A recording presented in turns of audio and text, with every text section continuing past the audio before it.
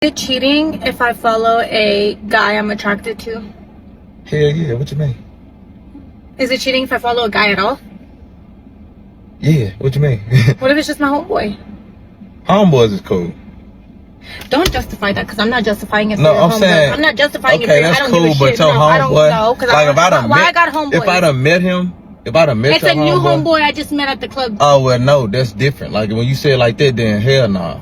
That's what I'm talking about. Ain't no That room ain't even for a no homeboy. That's what I'm saying. Ain't no room for no more homeboys. But that's what I'm saying. You didn't ask a specific question. You said if it was your homeboy. Now, if you just met him at the club and now you call him your homeboy, then I feel like you cheat. Cause why the fuck this your homeboy? Where he come from? And I ain't never met him. He came from the damn club. I just told you where the hell he came from. I mean, all I'm saying is I ain't never met him, so how does your homeboy? Because I chose for him to be.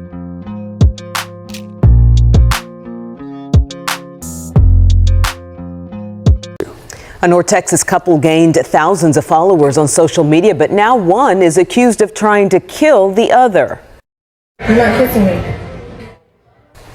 Darius Brownlee and Zahra Hashemi have been chronicling their relationship on TikTok for more than a year.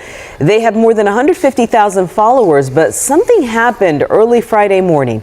A Flower Mound police affidavit says the couple got into a heated argument. Police accused Brownlee of shooting Hashemi in her head just above her right eye. She is in a hospital in critical condition. Police say Brownlee confessed on a 911 call and to investigators. He is being held on charges of aggravated assault. To the world watching online, they were magic. Darius and Zahra, or Deno and Zahra, to their over 150,000 followers on TikTok, shared a life that looked like a constant stream of laughs, inside jokes, and genuine affection. They posted pranks, celebrated milestones, and called each other soulmates.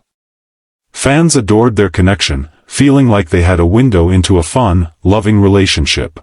Every shared moment added another layer to their popular online story, but every story has chapters the public doesn't see. Every shared laugh can hide a silent struggle. What terrifying reality lay hidden behind their viral fame? The platform showed them as inseparable, building a life together, seemingly open and real with their audience. But the version of their relationship posted online wasn't the only one that existed. After the cameras stopped recording, after the comments were read, a different dynamic often took over. It wasn't visible in the scrollable feed, but content that emerged later painted a picture far removed from the playful energy their fans loved. It hinted at disagreements, frustration, and something deeply concerning that wasn't meant for public view. It makes you wonder, doesn't it? What terrifying reality lay hidden behind their viral fame? Because witnesses would later tell police that the arguments weren't just isolated incidents captured on video. For 28-year-old Zahra Hashemi and 28-year-old Darius Brownlee, there was a history. A pattern of intense verbal and even physical altercations that played out away from their adoring audience. This wasn't just a relationship drama, it was a cycle of conflict that nobody online seemed to recognize, or perhaps, wanted to see. It was a dangerous secret unfolding in private, and that secret exploded into the public eye after a night of celebration in Flower Mound, Texas, in July 2024. What terrifying reality lay hidden behind their viral fame? What started as a shared moment at a 4th of July event ended violently on the side of a road. It ended with a firearm, with Zahra fighting for her life, and with Darius admitting he was the one who pulled the trigger. Her journey towards healing would be long and arduous, a testament to resilience. His path led to charges and a legal battle. Tonight, we look beyond the filtered posts and viral videos. We examine the events of that night, the hidden history, and the devastating consequences. We search for the answer to the question, what terrifying reality lay hidden behind their viral fame? Stick around to uncover the full story. If you're ready to look closer at the hidden truths in seemingly perfect lives, give this video a like and subscribe to Whistles of True Crime for more in-depth cases. Welcome to Whistles of True Crime, where we unveil the darkest mysteries and the most chilling true crime tales. If you crave real-life crime stories that will keep you on the edge of your seat, you are in the right place. Kindly subscribe to this channel now, and turn on the notification bell, so you never miss any of our new stories. Your support keeps these stories alive. This story takes us to Flower Mound, Texas, a place known for its immense size, spanning diverse landscapes from coastal plains to rugged mountains, bustling cities to wide-open spaces. It's a state with a strong identity, often associated with a spirit of independence and broad horizons. Millions call Texas home, contributing to its varied culture and economy. Yet, like any large and diverse region, Texas is not immune to the realities of crime and violence. Statistics show that Texas has a violent crime rate higher than the national average.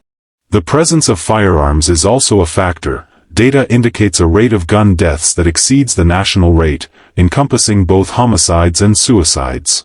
While recent reports suggest some categories of crime saw decreases in early 2024 compared to the previous year, these statistics are a reminder that alongside its well-known features, Texas also confronts significant public safety challenges. It's within this backdrop that the events of that night in Flower Mound unfolded. Sayeda Zahra Hashemi built her world online. Through the lens of her phone, she invited hundreds of thousands to witness her daily life, her thoughts, her joy. Her primary focus became documenting her relationship with Ladarius Brownlee on their shared TikTok account, Deno and Zahra. It was more than just a hobby, it was a stage where their connection played out for a massive audience. Zahra's energy and openness resonated with people, drawing them into the narrative she was creating. And she wasn't alone in facing life's challenges. Her sisters, like Sarah and Fonii, were pillars of support, a family familiar with overcoming hardship, a quiet strength that ran through their lives even before this tragedy struck. Ladarius Brownlee was the other half of the equation, a constant presence on the Deno and Zahra account, and also using the username Denotated. Like Zahra, he was a creator, sharing their life together. His background, as presented or hinted at through various online records, suggested interests perhaps beyond social media influencing, including a brief mention related to wholesale trade in high school football years earlier. But like many details found scattered across the internet, pinpointing specifics can be challenging. What was clear was his central role in the online life he and Zahra shared. Together, they crafted a specific image for their audience, the fun-loving, deeply connected couple. Their videos were filled with playful pranks that got thousands of likes and comments. Ladarius often spoke affectionately about Zahra, calling her "my everything," saying she simplified his life.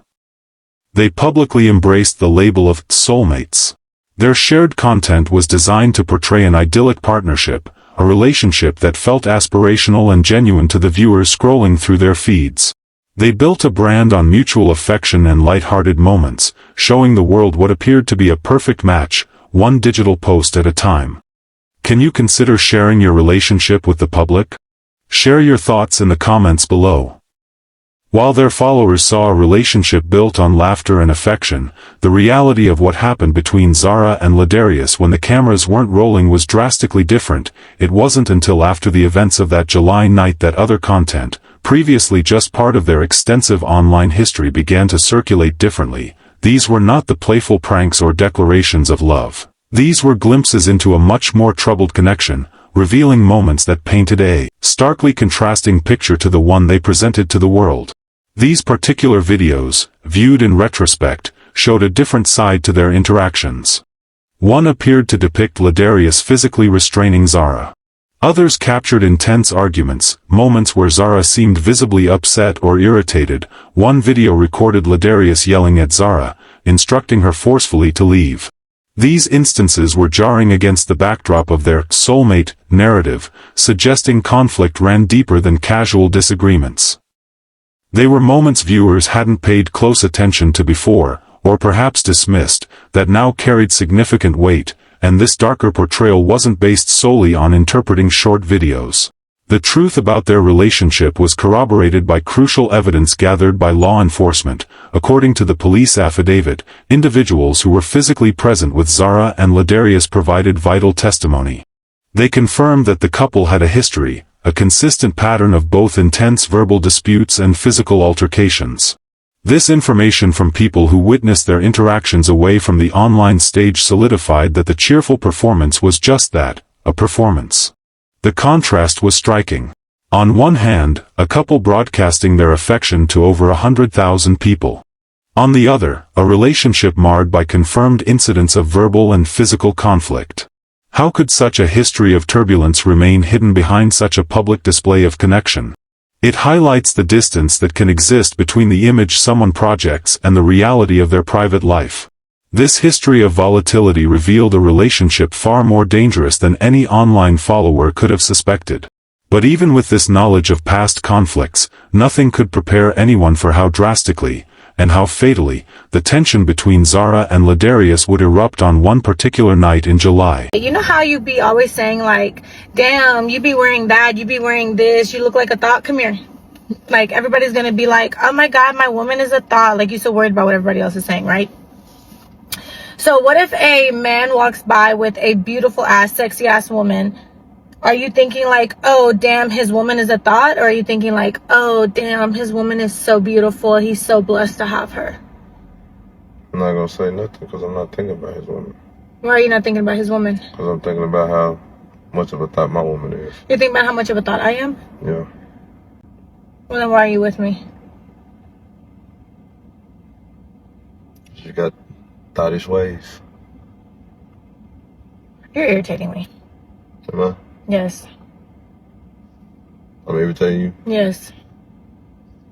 You the one who want to be a thought. You're the one that wants to be this. What is this? This is this. I'm gonna wear what I want to wear. I don't care about you wearing what you want to wear. You can wear anything you want to wear. Then how am I being a thought? It's not about what you wear, it's about your actions. Cause I be like Thank you. July 4th, 2024, in Flower Mound, Texas, was a night of public celebration.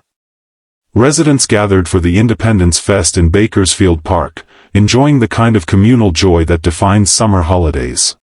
Among the crowds were Zahra Hashemi and Ladarius Brownlee. For a few hours, they were part of the festive atmosphere, just another couple enjoying the events. But as the festivities concluded and the early hours of July 5th arrived, shortly before 1 a.m., Zahra and Ladarius were on their way home. What began their walk together quickly turned volatile. According to reports, a heated argument ignited between them as they walked, the disagreement escalating rapidly, leaving the public celebration behind and plunging them into their private conflict. The verbal exchange didn't remain just words, the argument intensified, becoming physical. In a moment of control, Ladarius Brownlee reportedly ordered Zahra into the back of their black 2024 Chevrolet Blazer SUV.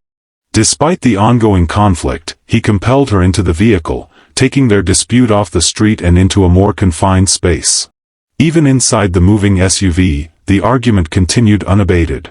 Trapped together, the tension between them grew. The close quarters offered no escape from the escalating emotions and the unresolved issues that had been a source of conflict in their relationship. The car became a contained chamber of rising friction as they drove through the quiet night. Then, abruptly, Ladarius Brownlee brought the SUV to a stop. On the side of Flower Mound Road, the vehicle sat motionless. The sound of their argument ceased. In the sudden silence, the weight of the moment settled. What was about to happen in that stopped vehicle, under the cover of darkness, after the public world of celebration and online fame had faded away? The SUV sat still on the dark road. Inside the quiet vehicle, the conflict was not over. In the moments after stopping, Ladarius Brownlee reached for the tan Glock firearm he kept in the driver's side door pocket. The presence of the weapon, readily accessible, became central to the events that followed. With the firearm now in his hand, the confrontation escalated to its most brutal point. Ladarius Brownlee shot Zahra Hashemi. The bullet struck her head, just above her right eye. A relationship that had played out for public consumption in moments of staged affection now arrived at a horrific, private act of violence. Within minutes, law enforcement officers arrived at the location on Flower Mound Road. They discovered Zahra on the ground outside the stationary vehicle, gravely injured. Ladarius Brownlee remained at the scene, present when officers approached. The chaotic energy of the earlier argument was replaced by the grim reality of the aftermath. Remarkably, Brownlee did not attempt to deny what had just happened. During the 911 call placed shortly after the shooting, he confessed to his actions. He repeated this admission to the investigators who arrived on site. Standing there, with the consequences of the violence visible, he stated he had shot Zahra. Why did he confess so readily? What compelled him to stay at the scene? His immediate admission removed any question about who was responsible for the injury Zahra had sustained. Zahra was critically wounded. The gunshot wound to her head was immediately understood to be life-threatening. Emergency medical services worked quickly to transport her to Baylor Scott and White Medical Center. Her condition was dire. After living so much of her life on display, would this sudden, brutal violence mean the end for Zahra Hashemi? Would you agree that this whole act was a mistake? Let us know in the comments below. In the moments and hours following the shooting, Zahra Hashemi was in a desperate state. The gunshot wound to her head was immediately classified as life-threatening. She was rushed to Baylor Scott and White Medical Center in Grapevine, her condition listed as critical. Doctors faced an immense challenge. The prognosis was grim, suggesting a long period of hospitalization and intense uncertainty about her recovery. Every minute was a battle for her survival against the severe injury she had sustained. While Zahra was being transported for urgent medical care, law enforcement secured the scene on Flower Mound Road. Ladarius Brownlee was present when officers arrived and was taken into custody right there. He did not resist arrest. Based on his confession and the evidence at the location, Brownlee was formally charged. The initial charges included aggravated assault with a deadly weapon and deadly conduct discharging a firearm. Authorities indicated that the investigation was ongoing and further charges could be added as more information became available.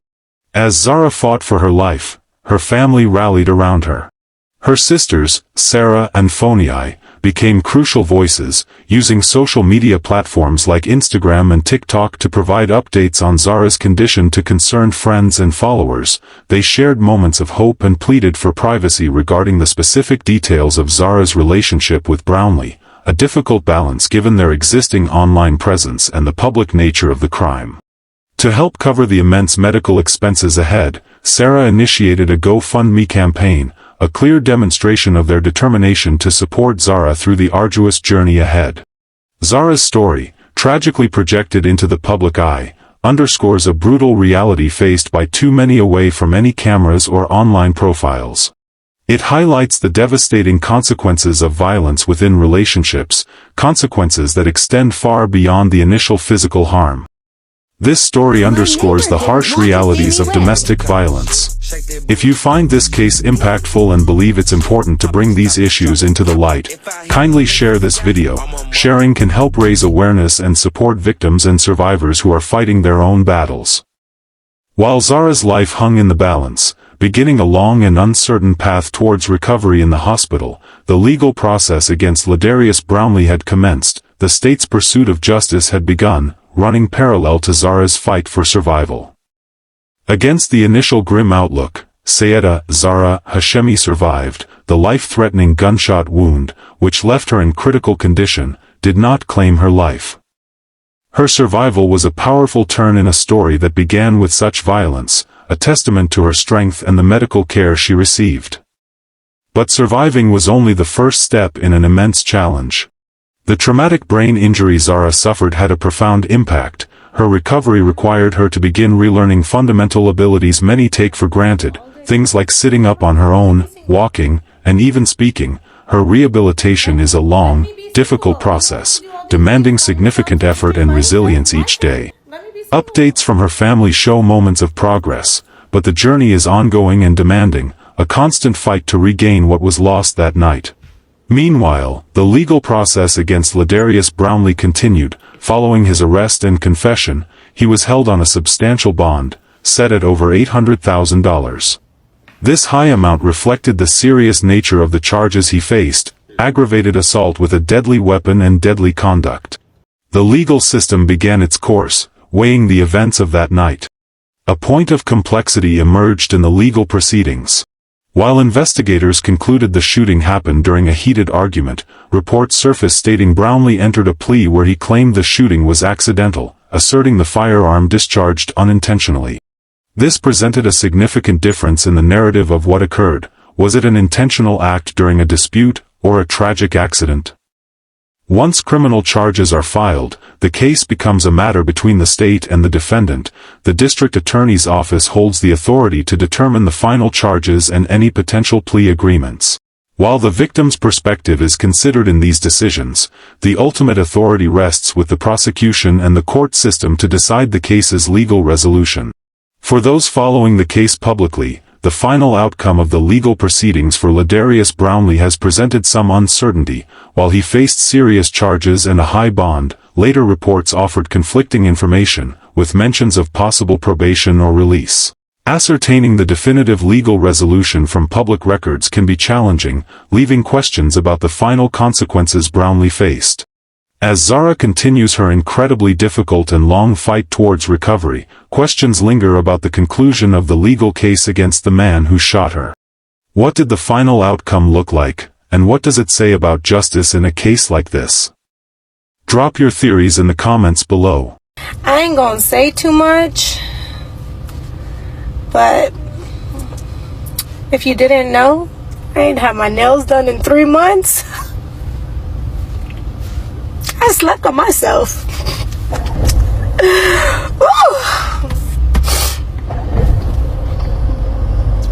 Give me 2 hours.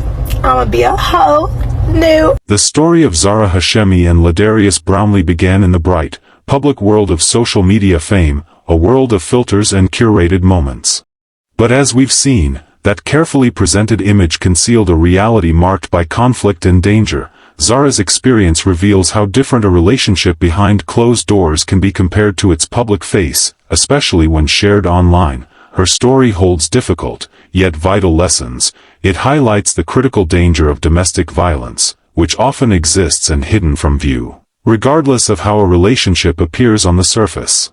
It underscores the powerful difference between a public persona and the reality of someone's private life, and it stresses the importance of awareness, recognizing potential indicators of unhealthy dynamics in relationships, whether we observe them online or in person.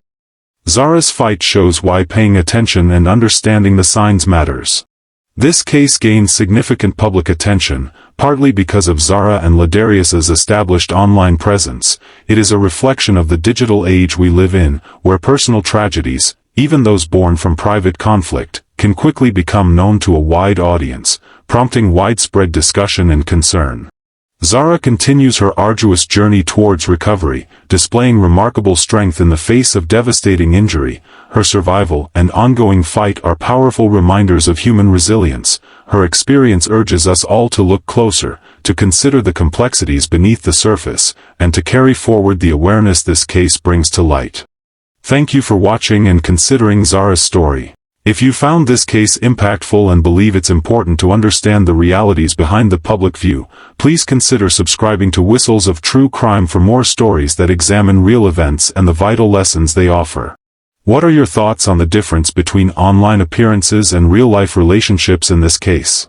Share your perspective in the comments below.